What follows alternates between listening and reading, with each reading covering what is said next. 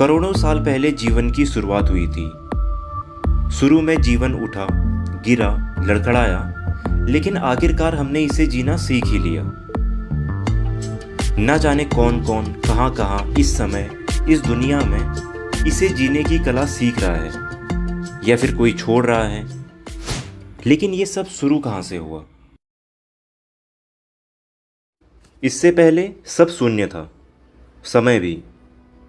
एक छोटे से बिंदु में वो सब सिमटा हुआ था जो आज है। ये सितारे, ये प्लैनेट्स, ये ऊर्जा, सब कुछ। समय ने पहली सांस ली, एक एक्सपेंशन की शुरुआत हुई, एक विस्तार, जिसे शून्य से अनंत तक का सफर तय करना था। लेकिन समय के इस हिस्से में हमारी आज की फिजिक्स के सारे नियम बेअसर थे। कुछ भी ऐसा नहीं था जिसे समझा जा सके। स्पेस टाइम बन रहा था और बिखर रहा था। रोशनी और अंधेरा दोनों एक दूसरे को जीतना चाह रहे थे। कुछ काम का नहीं था, लेकिन बहुत काम का था, क्योंकि समय ने जन्म ले लिया था और शुरुआत हो चुकी थी। समय का इतना छोटा हिस्सा जो महसूस भी नहीं होता है, पर इस एक पल में यूनिवर्स इतना फैला जितना आज तक न फैला हो। एक एटम जितना यूनिवर्स एक नैनो सेकेंड में किसी गैलेक्सी जितना बड़ा हो गया। ये एक्सपेंशन इतनी तेज़ी से हुआ कि स्पीड ऑफ लाइट भी इसके सामने छोटी पड़ रही थी। लेकिन ध्यान रहे, ये पदार्थ यानी कि मैटर नहीं था जो फैल रहा था, ये स्पेस टाइम था जो खुद को एक्सपेंड कर रहा था। टेम्परेचर 10⁻32 केल्विन, यानी एक के बाद 32 जीरो। Unimaginable heat. हर जगह प्योर एनर्जी फैली हुई थी। तापमान इतना ज़्यादा था कि मैटर लगातार ऊर्जा में बदल रहा था और ऊर्जा मैटर में। इस समय ना कोई प्रोटॉन था, ना कोई न्यूट्रॉन, ना कोई एटम, केवल कुछ फंडामेंटल पार्टिकल्स और रेडिएशंस थी। धीरे धीरे तापमान कम होने लगता है, जीवन पनपने की शुरुआत। सारे फंडामेंटल फोर्सेस एक यूनिफिल फोर्स में कंबाइंड थे, पर अब सारे फंडामेंटल फोर्सेस अलग अलग होने लगते हैं। क्वार्क्स, इलेक्ट्रॉन्स जैसे सब एटॉमिक पार्टिकल्स बनने लगते हैं, यानी यूनिवर्स अपना आकार लेना शुरू कर देता है।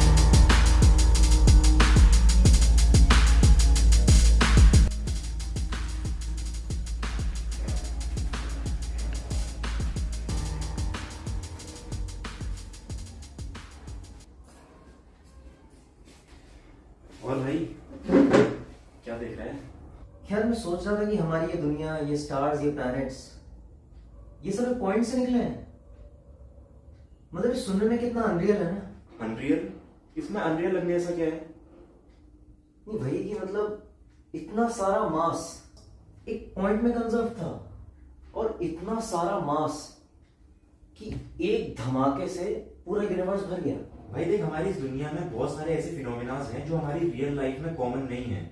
और वैसे भी तुझे किसने बोला कि बिग बैंग कोई ब्लास्ट था, कोई धमाका था? बिग बैंग धमाका था।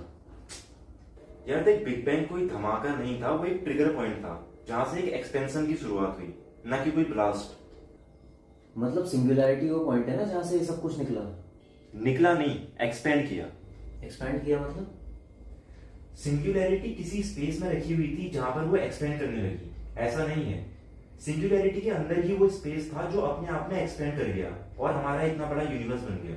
अभी हम जहां पर बैठे हैं वो स्पेस भी सिंगुलैरिटी के अंदर ही था जो एक्सपेंड होके इतना बड़ा हो गया है।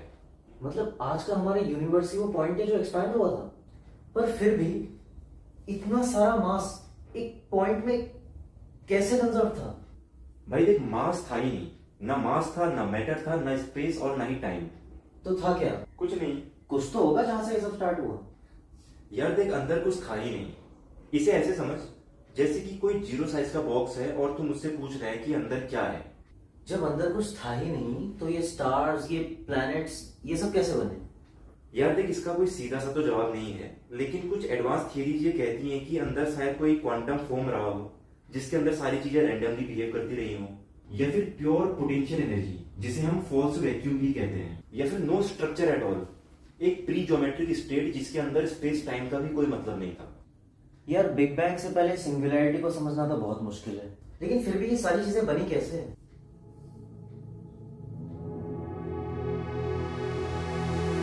आज की हमारी दुनिया में समय की सबसे छोटी इकाई हम सेकंड को मानते हैं, और अभी बिग बैंग एक्सपेंशन को शुरू हुए 1 सेकंड भी नहीं हुआ था कि इतने बड़े बड़े चेंजेस हो गए थे जो कि अनबिलीवेबल हैं। सब एटॉमिक पार्टिकल्स बन गए, यूनिवर्स एक्सट्रीमली एक्सपेंड कर गया, स्पेस टाइम शुरू हो गया और पता नहीं क्या क्या। आगे की कहानी शुरू। सब एटॉमिक पार्टिकल जैसे कि क्वार्क्स अब कंबाइन होने लगते हैं और प्रोटॉन न्यूट्रॉन बनने लगते हैं। मतलब एटम का बेसिक स्ट्रक्चर बनने की तैयारी, जो इस दुनिया को बनाने की शुरुआत करेंगे। पहला 1 सेकंड, लेकिन अभी तक पूरी एक कहानी लिखी जा चुकी है। न्यूट्रॉन अभी भी अनस्टेबल है और बहुत सारा तो डीके कर चुका है। अभी कोई विजिबल चेंज नहीं आता। पदार्थ की केवल एक ही अवस्था मौजूद है और वो है प्लाज्मा, यानी एक ऐसी सिचुएशन जिसमें एटम भी पूरा का पूरा बिखरा हुआ है। इलेक्ट्रॉन न्यूक्लियस से अलग घूम रहा है। आखिरकार वो घड़ी आ ही गई जिसका हम सभी को इंतजार था। न्यूट्रॉन प्रोटॉन अब मिलने लगे। हाइड्रोजन, हीलियम और थोड़ा सा लिथियम जैसे बेसिक एलिमेंट बनने लगे, उनके न्यूक्लियस तैयार होने लगे। बिग बैंग एक्सपेंशन को बीते केवल 3 मिनट ने पूरी की पूरी कहानी लिख दी। इतना सब कुछ हुआ इतने कम समय में, जो सोचने में इम्पॉसिबल सा लगता है। लेकिन ये तो बस एक नींव थी इस यूनिवर्स की, एक शुरुआत। असली क्रिएशन तो अभी बाकी है।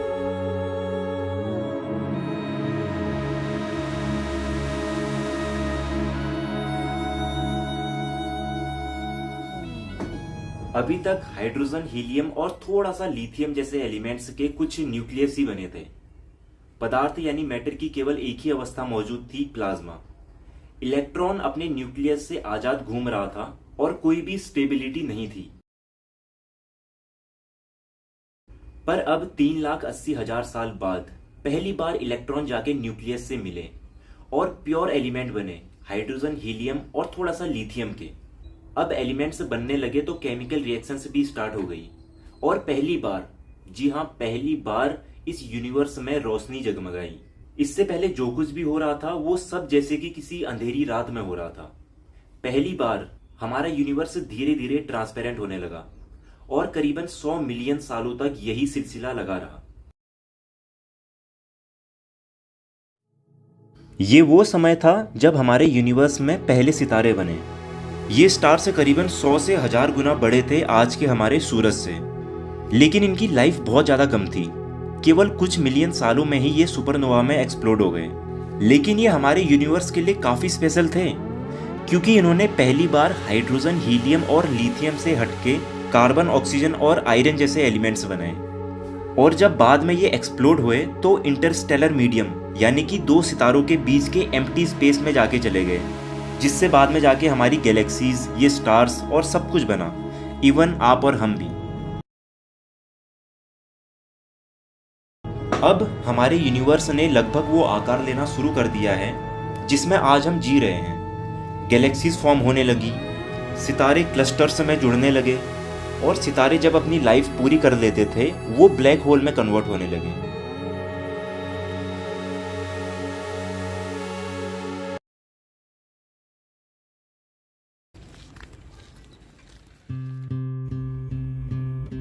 एक छोटी सी चिंगारी थी, ना रोशनी थी ना रास्ता, ना वक्त था ना कोई वास्ता।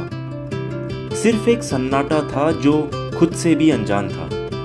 फिर एक धड़कन उठी अंधेरे में, न किसी ने देखा न सुना, पर उसकी गूंज ने समय को जन्म दे दिया। और खाली स्पेस में एक कहानी लिखी गई, बिना कलम बिना शाही। हर लहर में एक सितारा था, हर अक्ष में एक नदी, हर स्पर्श में एक दुनिया, और हर शब्द में एक सभ्यता छुपी थी। मैं बस देख रहा हूँ उस तस्वीर को जिसमें सब कुछ है, गैलेक्सियों के झुंड और मेरे ख्वाबों का जहां। और मैं कहता हूँ धीरे से, एक छोटी सी चिंगारी ने सब कुछ बनाया, नफरत, प्यार, मिट्टी, आसमान, और मुझे इस पल के बीच में जिंदा रखा।